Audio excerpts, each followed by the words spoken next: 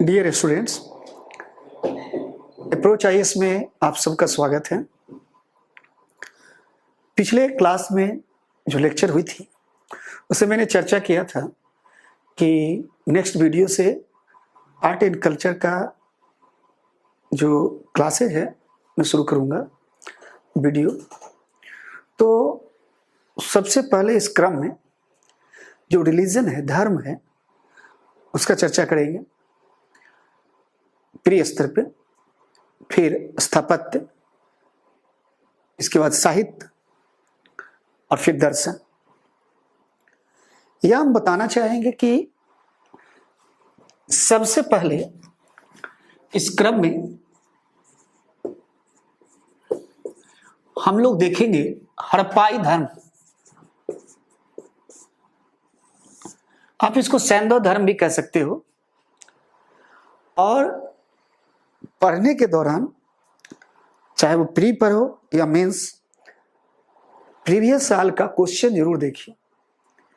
उससे पता चलेगा कि सवाल कब कब और किस ट्रेंड्स में आए हैं।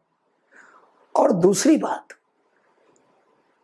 जैसे प्रत्येक टॉपिक का कुछ डायमेंशन है, तो कहाँ से आया है और उस डायमेंशन में कहाँ छूट गया है, जो फ्यूचर में, भविष्य में वहां से वो उठाएगा। तो हम लोग देखेंगे कि 2017 में सवाल आया और 2013 और 2011 में सैंधव धर्म से प्री में। तो जो 17 में सवाल आए वो वैदिक और सैंधव जो धर्म है उसमें अंतर आया। तो हमारा हड़प्पाई धर्म पे केंद्रित है, तो ये तो होगा नहीं। 13 और 11 में आया। तो जब ये टॉपिक पढ़ने के बाद देखेंगे, डिस्कस करेंगे कि क्या सवाल आए हैं। देखिए, सबसे पहले हम कुछ डायमेंशन भी इसको खोल दिया जाएगा। सबसे पहले देखेंगे स्वरूप। केवल सैंधव धर्म में नहीं, किसी का भी धर्म आए तो स्वरूप देखेंगे हम लोग। स्वरूप के बाद आप देखना उद्देश्य क्या है, यानी उस धर्म का उद्देश्य क्या है। इसके बाद जब और आगे बढ़िएगा तो देखिएगा आयाम क्या था, इसके आयाम, उपासना के आयाम क्या क्या थे, उपासना के आयाम। फिर जब आगे बढ़ोगे तो आप देखोगे अंत्येष्टि संस्कार, अंत्येष्टि संस्कार। और लास्ट में देखेंगे आध्यात्मिक तत्व। इतने डायमेंशन पे अगर हम लोग चर्चा कर ले तो कभी भी किसी भी एग्जाम में, चाहे आप आईएएस दो या पीसीएस, मैं पहले भी चर्चा किया कि हमारा जितने भी लेक्चर होंगे वो आईएएस और पीसीएस सिविल सर्विस के लिए है, चाहे वो आईएएस हो या पीसीएस हो। अब देखिए, आप जानते होंगे सिंधु घाटी सभ्यता को हड़प्पा सभ्यता भी कहते हैं, क्योंकि सबसे पहले जो उत्खनन हुआ वो हड़प्पा में हुआ। दूसरी बात, सैंधव घाटी सभ्यता इसलिए कहते हैं कि ये अधिकांश इसके जो नगर थे, प्रारंभिक जो नगर पाए गए, वो सैंधव, जो सिंधु घाटी, जो सिंधु नदी है उसके इर्द गिर्द स्थित होने के कारण इससे सैंधव सभ्यता भी कहते हैं। अब स्वरूप क्या होगा, तो आपको जानना चाहिए। आज आप जितना भी पूजा करते हो, जिन जिन तत्वों का, जिसकी कल्पना आप कर सकते हो, इन सब की पूजा सिंधु घाटी सभ्यता के दौरान होती थी। और ये यानी सब होती थी, इसका मतलब क्या है? ये केवल एक देवता को तो नहीं मान रहे, केवल एक तत्व को तो नहीं मान रहे, तो इसका मतलब है इनका स्वरूप क्या है? बहुदेववादी। यानी सिंधु घाटी सभ्यता का स्वरूप है धर्म का बहुदेववादी। ये एकेश्वर बहुदेववादी है, इसका मतलब एकेश्वरवादी नहीं है। कई बार हम बता देंगे बहुदेववादी, एग्जाम में आ गया एकेश्वरवादी, पता ही नहीं हुआ क्या है। तो यानी बहुदेववादी हैं, इसका मतलब है एकेश्वरवादी नहीं। समझ में आ रहा है? एकेश्वरवादी नहीं, ये अनेक देवताओं का पूजा करते हैं। दूसरी बात, जब भी किसी सभ्यता जो अपने प्रारंभिक स्वरूप में होता है, चाहे वो वैदिक सभ्यता हो, सिंधु सभ्यता हो, तो अपने मूल स्वरूप में वो प्रकृति पूजक होगा। अब आप बोलोगे सर ये प्रकृति पूजक क्यों? वो प्रकृति की पूजा करेगा, वो सूर्य की पूजा करेगा, यानी उन सभी तत्वों का, बादल का पूजा करेगा जिससे उसे लाभ होगा, या उसकी पूजा करेगा जिससे वो डरता है। तो यहां लाभदायक उपयोगितावादी धर्म भी है। प्रकृति पूजक, वृक्ष, मातृ देवी, सूर्य, अग्नि, ये सब क्या है? तो यहां देखिए प्रकृति पूजक। दूसरा क्या है? ये उपयोगितावादी।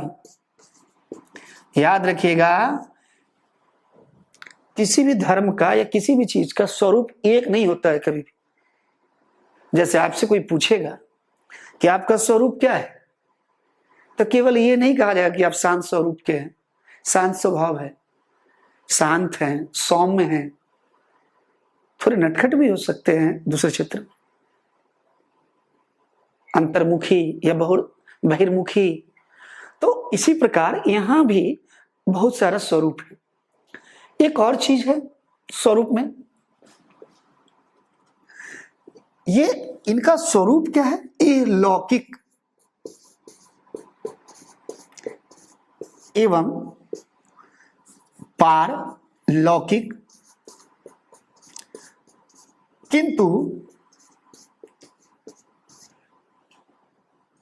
ये लौकिकता पर अधिक बल। अब आप गौर करना, ये शब्द ही मेन है, ये लौकिक या लौकिक। यहां कई बार आप लौकिक भी बोल सकते हो। लौकिक का मतलब है इसी दुनिया की बात किया जाता है जिस संसार में आप रहते हो। पारलौकिक दूसरी दुनिया। तो यहां पे ये पारलौकिकता की बात करते हैं, लेकिन ज्यादातर जो इनका धर्म है वो केंद्रित है ये लौकिकता या लौकिकता पर। इसके बाद ये लोग मूर्ति पूजक हैं, मूर्ति पूजक। अब गौर करना, जब कोई मूर्ति पूजा करेगा तो इसका मतलब छवि उपासना करेगा। भाई छोटे छोटे मृण मूर्ति बना रहा है ये, तो इसका मतलब क्या है?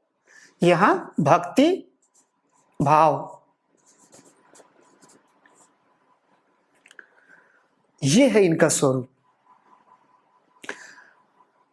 आईएएस में जो सवाल आए थे 2011 में जो सवाल आया था उसमें एक ऑप्शन लौकिकता पे अभी आधारित था।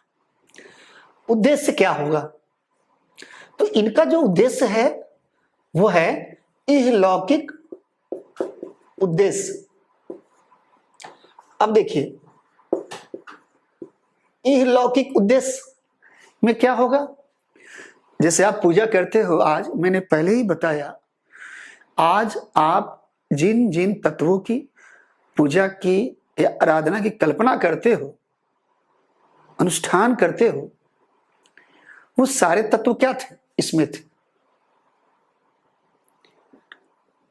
इसका मतलब है संतान उत्पत्ति एक जनरल वे में, खाद्य या फसल, धन्य धान्य, ये उद्देश्य होगा ना। आज भी तो यही है। यहां पे आध्यात्मिक उद्देश्य नहीं है। आध्यात्मिक उद्देश्य नहीं का मतलब क्या है? यहां जो पूजा हो रहा है उसमें मोक्ष प्राप्ति नहीं, यानी ये धर्म का उद्देश्य है वो आध्यात्मिक नहीं है, मोक्ष प्राप्ति उद्देश्य नहीं है। उद्देश्य क्या है?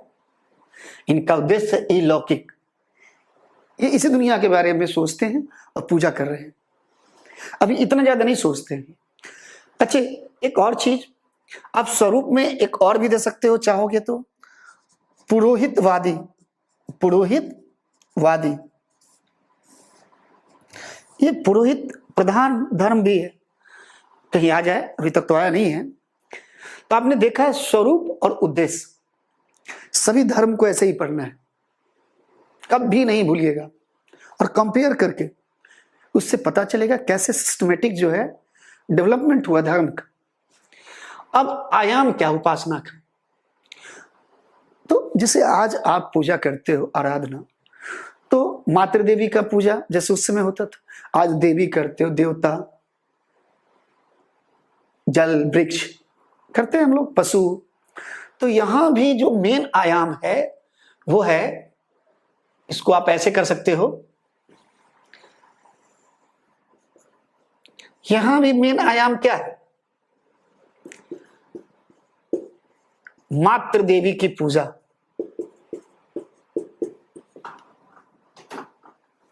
अब आप बताओ, मातृ देवी की पूजा का पता कैसे चला? मातृ मतलब माता। तो छोटे छोटे मृण मूर्ति, अब देखिए शब्द पे देखिएगा, ध्यान दीजिएगा, यह है मृण मूर्ति, इंग्लिश में कहते हैं फिगरिन्स।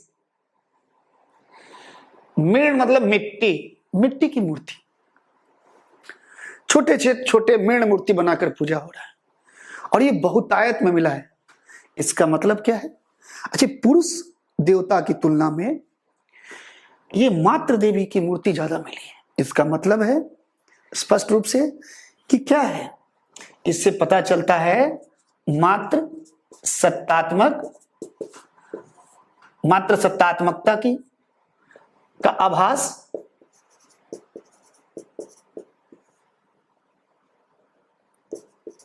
ठीक है।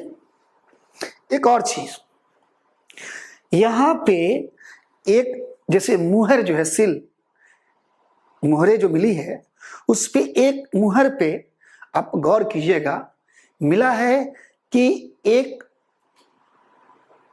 स्त्री के योनि से पौधे निकल रहे हैं। तो कहा गया कि पृथ्वी देवी होगी, ये पृथ्वी माता होगी। ये क्या है? ये रचनात्मकता की बात है। तो मातृ देवी की पूजा सबसे अधिक हो रहा है। इसके बाद है पुरुष देवता। अब ये कैसे पता चला? तो मुहर, एक मुहर मिला है, और उस मुहर पे क्या है? एक मिला है, मुहर पर एक त्रिमुखी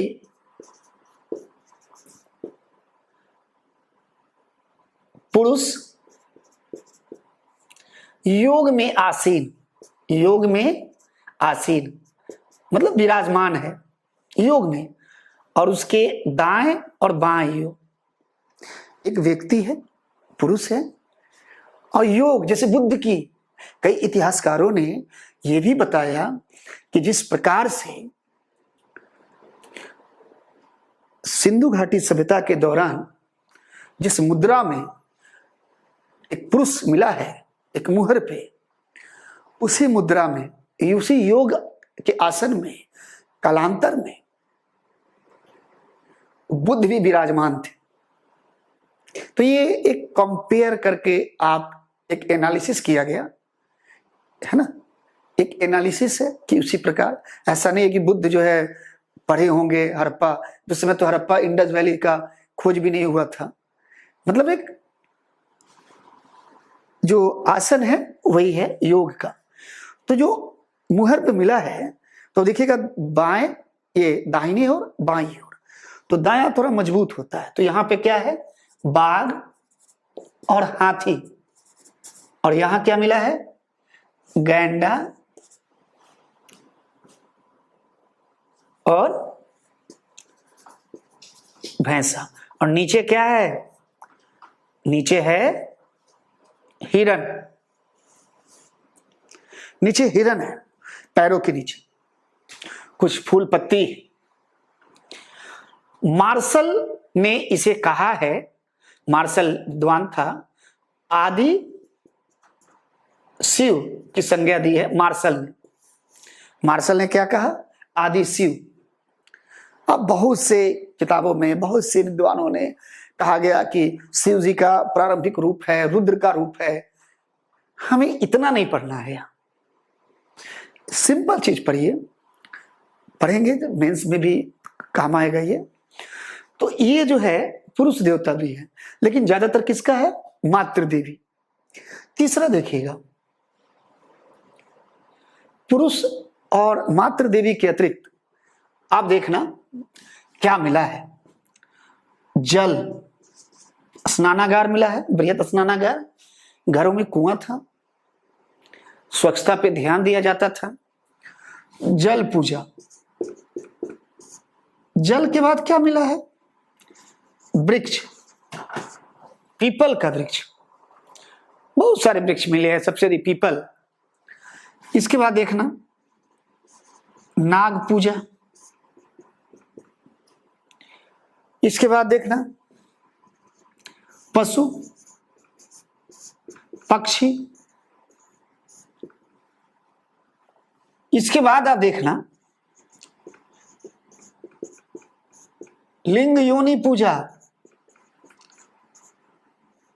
जब लिंग योनि है तो इसका मतलब क्या है, ये सृजनात्मकता का प्रतीक है।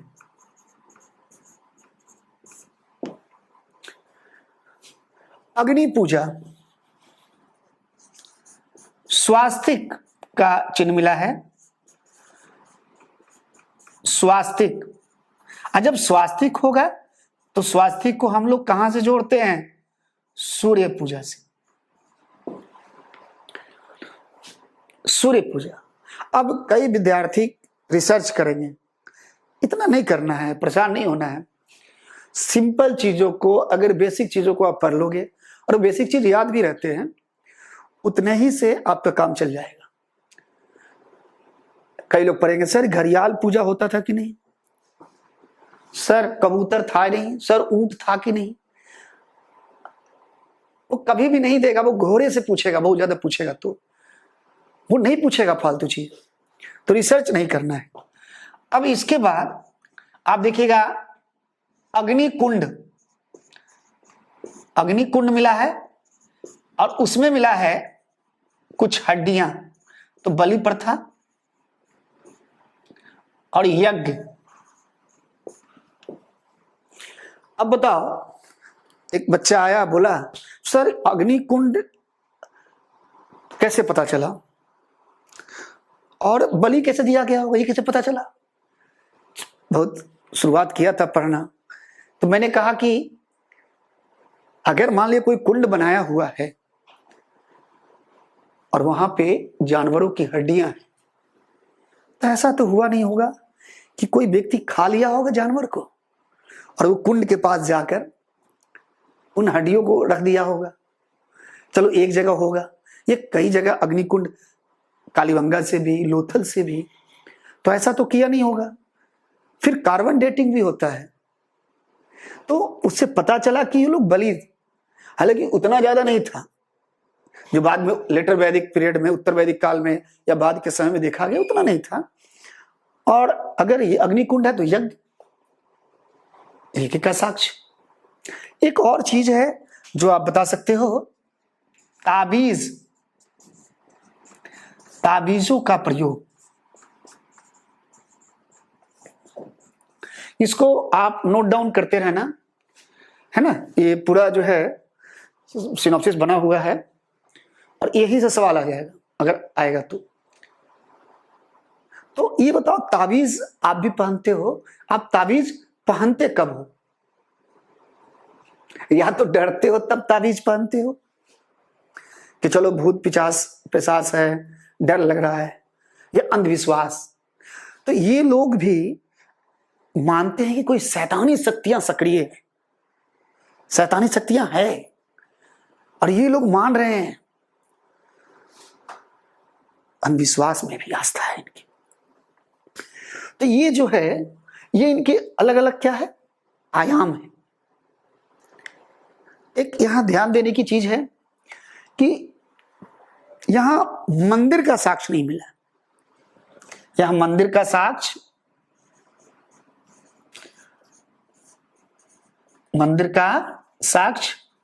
नहीं, मंदिर का साक्ष्य नहीं मिला। जैसे मेसोपोटामिया में मंदिर थे, यहां मंदिर नहीं मिला। तो मंदिर नहीं मिला, लेकिन पुरोहित वर्ग है।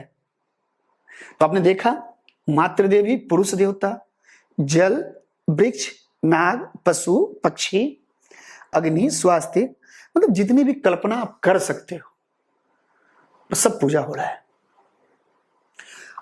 इसको मैं मिटा दे रहा हूं। इसके बाद क्या है, क्योंकि या ऐसे कर सकते हैं, अंत्येष्टि संस्कार। देखिए, अब देखिए अंत्येष्टि संस्कार क्या होता है, आज भी होता है ना। हम लोग मरते हैं तो दाह संस्कार होता है। इस्लाम में देखिएगा, क्रिश्चियन में दफनाया जाता है। अब इस्लाम में और क्रिश्चियनिटी में अंतर है। इस्लाम में ताबूत में नहीं दफनाते हैं, क्रिश्चियनिटी में ताबूत में जो एक होता है उस टाइप से उसमें दफनाते हैं। यहां 3 प्रकार के अंत्येष्टि संस्कार की विधि है। एक तो है पूर्ण समाधिकरण, दूसरा है आंशिक, और तीसरा क्या है, पूर्ण समाधिकरण, आंशिक, और इसके बाद है दाह संस्कार। अब यहां गौर कीजिएगा कि ये जो है 3, यह है क्या। तो पूर्ण का मतलब ये होगा कि मरने के बाद उत्तर दिशा में सर और दक्षिण दिशा में पैर करके इनको लिटाकर दफनाया जाता था पूर्ण रूप से। इसको कहते हैं पूर्ण समाधिकरण। अब आज कई इतिहासकार इनको आज से कैसे जोड़ते हैं, हालांकि ये ज्यादा हो जाएगा। हमने पहले दिन बताया भी था कि तुलना भी करना है तो एक लॉजिकल होना चाहिए, इतना नहीं करना है। वो कहते हैं कि जैसे शिव जो है, कैलाश पर्वत कहाँ है, उत्तर में। तो वो लोग को पता था कि कैलाश, शिव जी संहार के देवता हैं, मतलब विनाश के देवता है, तो इसलिए ये लोग उत्तर में सर और दक्षिण में पैर रखते थे। इतना नहीं है, उस समय के लोगों को इतना पता नहीं था। ये तो सही है ना, ये बहुत ज्यादा रिसर्च की चीज हो जाएगी। सबसे ज्यादा जो प्रचलित था वो पूर्ण समाधिकरण। ऐसे भी प्रारंभिक जो भी सभ्यता है उसमें सबसे ज्यादा यही शुरुआत में था। दूसरा है आंशिक।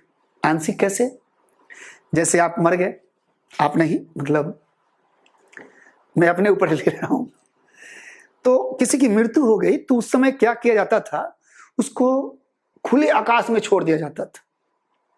और खुले आकाश में जानवर, पशु पक्षी वगैरह जब खा लेते थे तो उनके हड्डियों के अवशेषों को फिर दफनाया जाता था। तो वो हो गया आंशिक समाधान। और तीसरा था दाह संस्कार। इसकी भी साक्ष्य मिले। इसके भी साक्ष्य मिले। एक गौर करने वाली चीज है जो इनके अंत्येष्टि संस्कार है, जो कब्रिस्तान मिले हैं वो जनरली नगरों के बाहर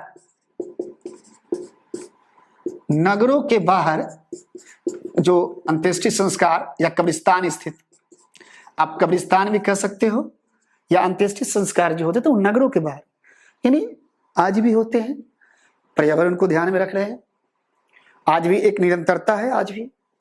दूसरी चीज कि कई समाधिकरण जो शवों को रखा गया तो उसमें युग्म समाधान, कई लोगों को एक साथ युग्म समाधान, एक जगह मिला है 3 युग्मित, 3 लोगों को एक साथ। कहां मिला है? लोथल में।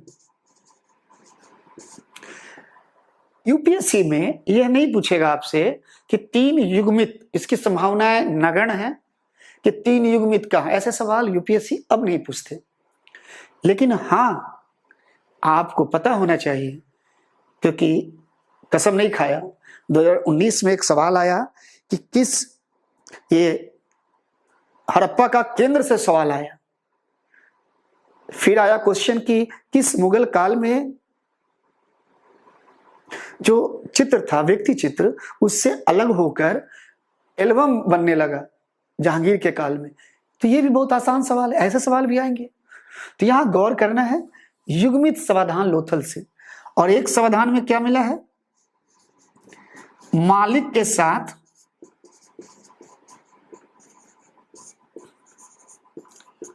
कुत्ते को दफनाने का साक्ष्य। अब यहां मैं बताना यह चाहता हूं, ऐसे साक्ष्य ताम्रपाषाण काल में ही मिले। तो जब ताम्रपाषाण काल में अगर पूछेगा तो वह क्षेत्र कहां होगा? कश्मीर का बुर्ज होम। और हड़प्पा सभ्यता का पूछेगा तो वह क्षेत्र होगा पंजाब का रोपड़ या रूपनगर। अगर आपसे ताम्रपाषाण, जैसे उत्तर प्रदेश जाइएगा देने, या स्टेट सिविल सर्विस देने जाइएगा, या हो सकता है इसमें ही पूछ दे। अगर ताम्रपाषाण का पूछेगा तो बुर्ज होम, और यहां पूछेगा तो रोपर। एक और अच्छी विशेषता है जो बहुत नवीन है, वो ये है कि जब समाधान किया जाता था तो उनके साथ उनके प्रिय वस्तु को रखा जाता था। उनकी दैनिक जो उपभोग वाली जो वस्तुएं हैं उनको रखा जाता था। इसका मतलब क्या है कि भाई ऐसा हो सकता है कि मर गए तो, जैसे हम लोग भी सोचते हैं ऊपर जाएंगे तो हो सकता है खाना तुरंत मिले ना, तुरंत जो है तत्काल इनको ना मिले, तो वहां उपभोग करेंगे, कंघा रखा जाता है, उनकी दैनिक की चीजें रखी जाती है। अब हालांकि कम हो रहा है लेकिन अभी भी है। तो इसका मतलब क्या है? ये है पुनर्जन्म में विश्वास, पुनर्जन्म में विश्वास। इसका मतलब है कि मृत्यु के बाद भी क्या है? जीवन का अस्तित्व, ये लोग विश्वास कर रहे हैं। एक और चीज इनके अंत्येष्टि संस्कार से पता चलता है कि जैसे कुछ लोगों के साथ जब वो दफनाए गए तो उनके साथ कीमती वस्तुओं को रखा गया, और कुछ लोगों के साथ सामान्य कोटि की वस्तुओं थे। इसका मतलब क्या है? सामाजिक विषमता। यानी इनके अंत्येष्टि संस्कार से आप गौर करना, सामाजिक विषमता के बारे में भी पता चल रहा है। सामाजिक विषमता भी और पुनर्जन्म भी, ये दोनों चीजें जो है इनके अंत्येष्टि संस्कार से आप अनुमान लगा सकते हैं। अब अंतिम डायमेंशन है कि इनमें आध्यात्मिक तत्व किसका है। अब देखिए, जितना आपने पढ़ा है इसी में से निकालना है आध्यात्मिक तत्व का। भाई आध्यात्मिकता में विश्वास तो है, उद्देश्य आध्यात्मिक नहीं है, गौर कीजिएगा, यही आईएएस है। उद्देश्य आध्यात्मिक नहीं है। ये जो धर्म की पूजा पाठ करते हैं उनका उद्देश्य मोक्ष नहीं है, लेकिन ये जो उनका पूजा पाठ है उसमें आध्यात्मिकता का तत्व है। यानी आध्यात्मिक तत्व क्या है? अधिक, एक तो क्या है? अधिक आध्यात्मिक नहीं। अब गौर कीजिएगा, आध्यात्मिक है लेकिन अधिक नहीं। पुनर्जन्म में विश्वास कर रहे हैं, मोक्ष में विश्वास नहीं। मोक्ष में नहीं, हमने पहले ही बताया, जो इधर है वही सब चीजें हैं। अधिक आध्यात्मिक नहीं, आध्यात्मिक हैं अधिक नहीं। पुनर्जन्म में विश्वास है इनका, मोक्ष में विश्वास नहीं है।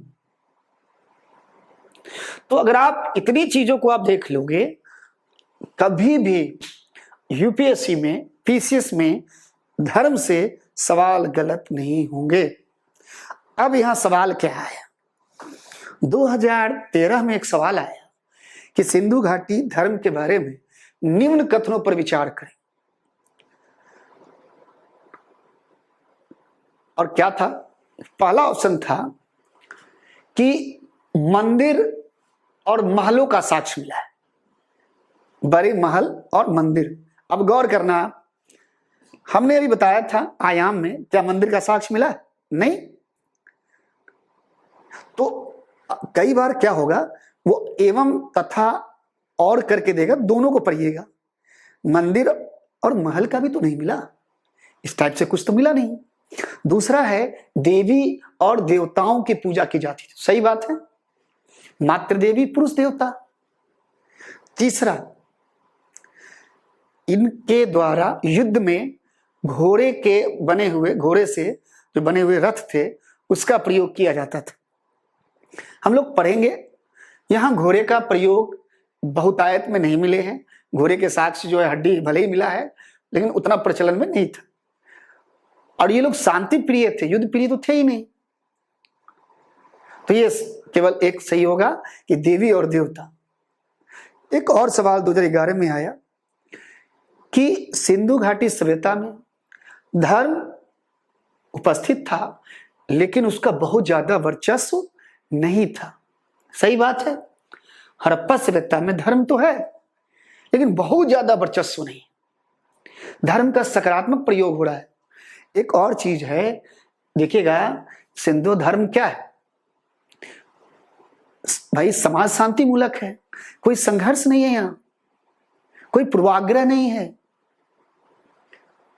एक और चीज है, जब आप पशु, एक बार सवाल यूपी पीसीएस में आया कि ये जो पशु पूजा जो करते हैं ये लोग, तो उसमें से एक बार एक साक्ष्य मिला है कि